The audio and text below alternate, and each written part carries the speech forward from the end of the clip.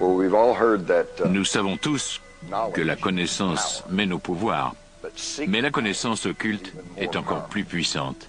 Et les Illuminati, si c'est encore leur nom, sont un mouvement dont le mot d'ordre est la fin justifie les moyens.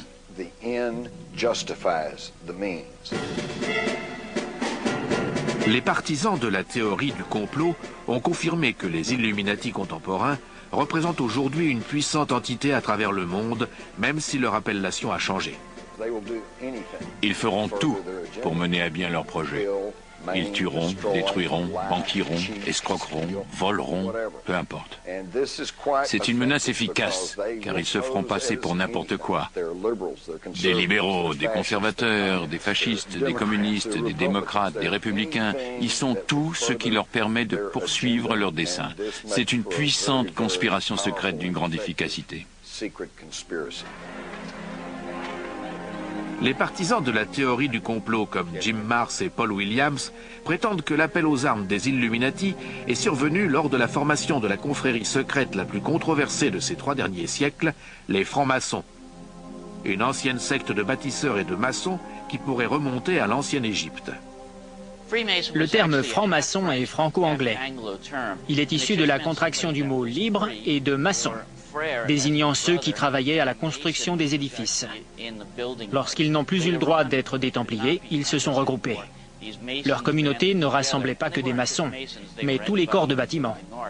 Ils ont formé des loges, et ainsi, lorsqu'un frère maçon venant d'une autre loge se présentait dans une ville, ses pairs avaient le devoir de l'héberger, de le nourrir, et dans la mesure du possible, de lui donner du travail.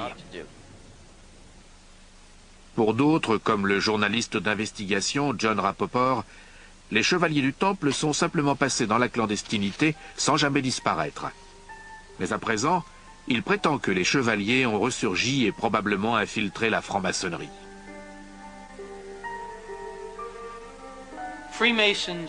Selon moi, les francs-maçons sont une émanation des chevaliers du Temple qui avaient été partiellement anéantis par l'édit du pape et le roi de France, et s'étaient enfuis pour se reconvertir sous la forme d'une confrérie secrète appelée franc-maçonnerie. Ils se sont affranchis de leur passé de Templiers afin que personne ne découvre qu'il s'agissait d'une reconstitution.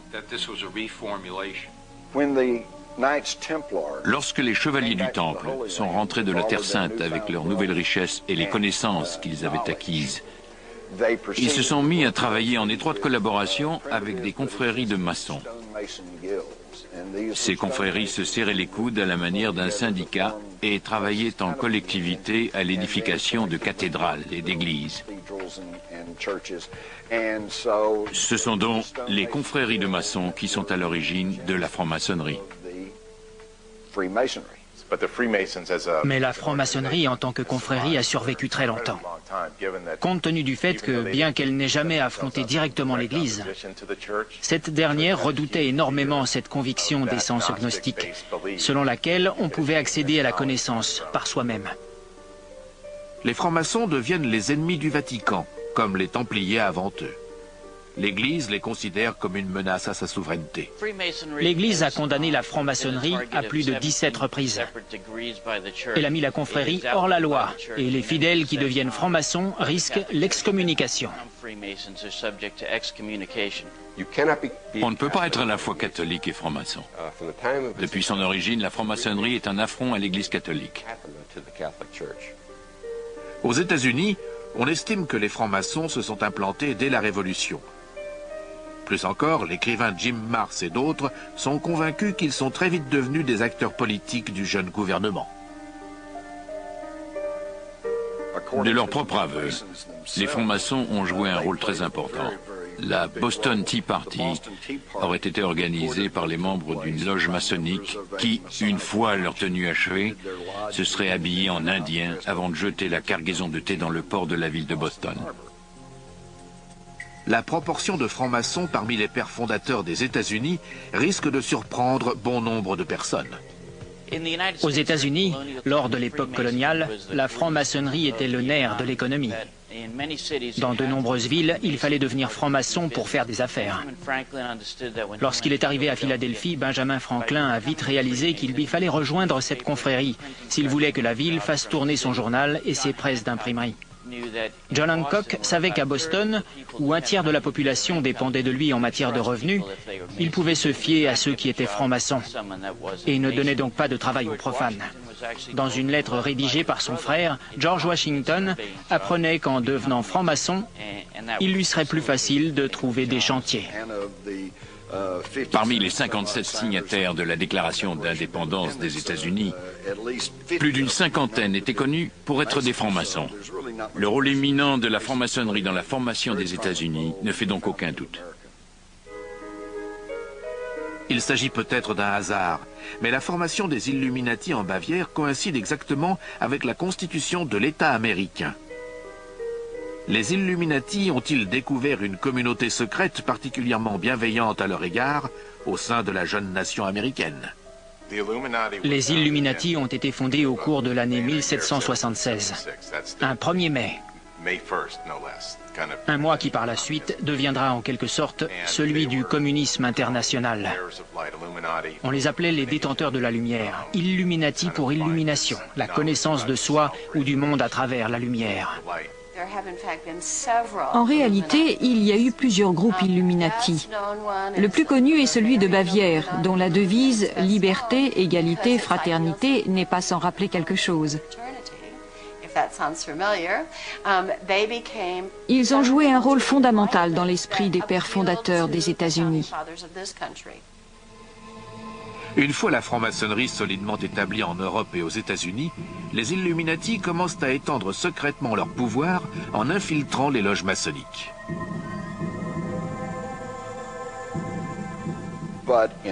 Mais en 1782, à la convention de Wilhelmsbad, les Illuminati se sont introduits au sein des chevaliers du Temple, au sein même de la franc-maçonnerie. C'est là que la fusion des Illuminati et des francs-maçons a eu lieu.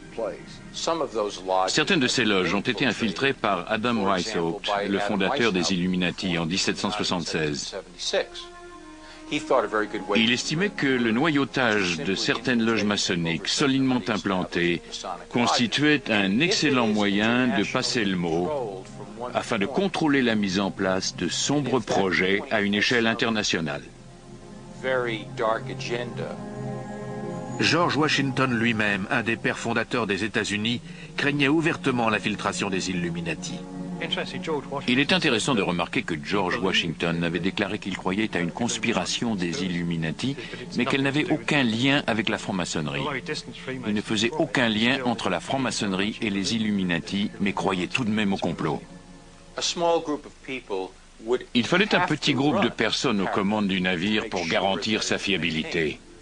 L'idée était la suivante: présenter le concept de l'abolition de la propriété privée en guise de couverture. Un rêve porteur d'un projet d'égalité qui séduirait le plus grand nombre. Mais derrière ces idéaux utopiques se cache la volonté de domination à l'échelle planétaire. Cette manœuvre leur permettra-t-elle de prendre le contrôle des États-Unis?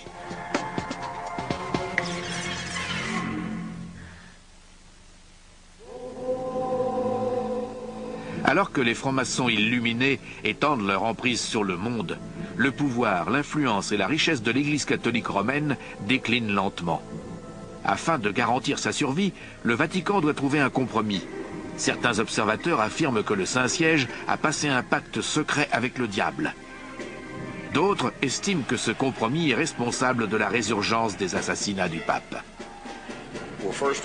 Le traité de Latran, passé avec Mussolini, puis l'arrangement secret entre Hitler et le Vatican, démontrent clairement que les fascistes et l'Église ont passé certains accords avant la Seconde Guerre mondiale sur une base de non-agression réciproque. C'est la raison pour laquelle l'Église n'a jamais dénoncé avec force les atrocités perpétrées par Hitler et les nazis.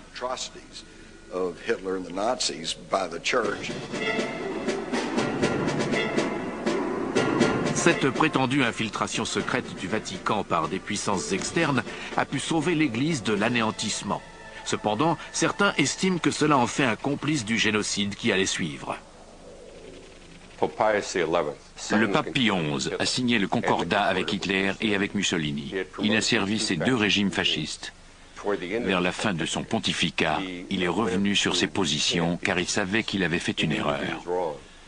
Il a vu la souffrance du peuple juif à travers l'Allemagne et la Pologne, les ghettos, les camps de concentration et la persécution des ecclésiastiques catholiques en Allemagne.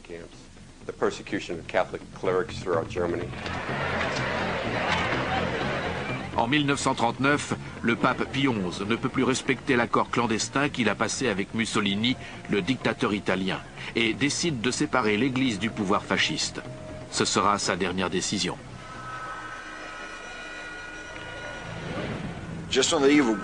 À la veille de la Seconde Guerre mondiale, le pape Pie XI déclare son mécontentement à l'égard des concordats négociés avec Mussolini et Hitler. Il menace de dénoncer publiquement les accords secrets passés entre l'Église et le pouvoir fasciste, mais il meurt subitement. La mort soudaine de Pie XI réduit à néant le projet destiné à rompre l'alliance entre le Vatican et les fascistes. Les pontifes sont à nouveau en danger de mort, tout comme ils l'étaient au Moyen-Âge. Aujourd'hui encore, les experts soulèvent des questions troublantes autour de la mort du pape.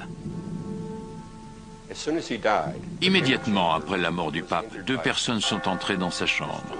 L'une d'entre elles était le cardinal Pacelli, le futur Pie XII, et principal instigateur du concordat passé avec Hitler.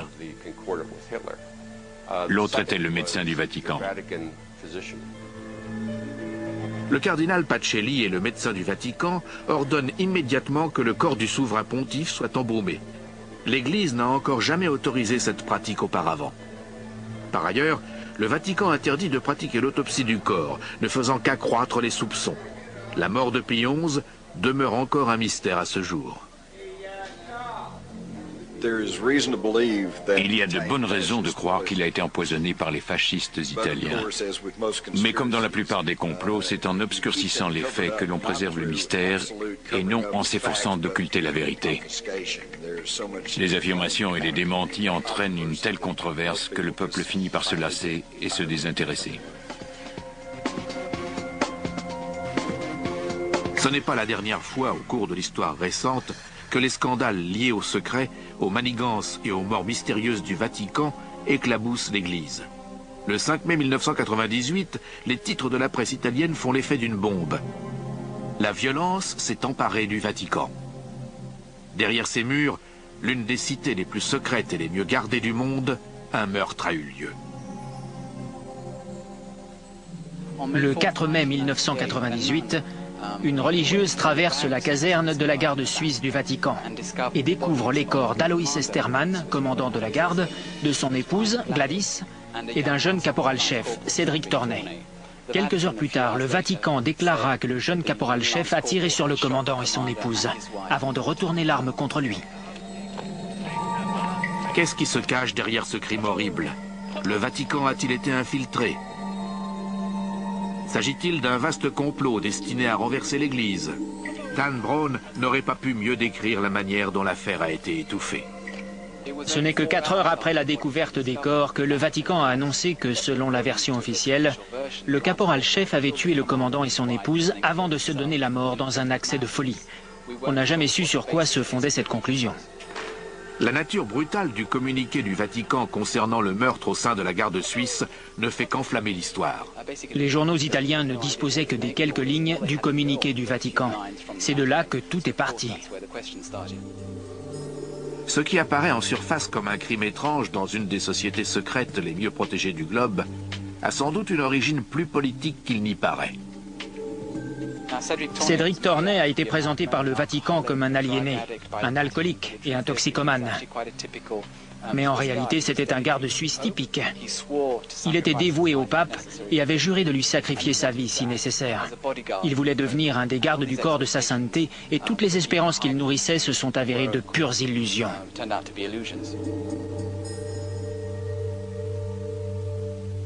Mais par un tour inattendu, le journaliste d'investigation Devon Jackson découvre un lien possible entre la garde suisse, cette armée d'élite ayant juré de protéger le pape, et une ancienne communauté secrète, les Chevaliers du Temple.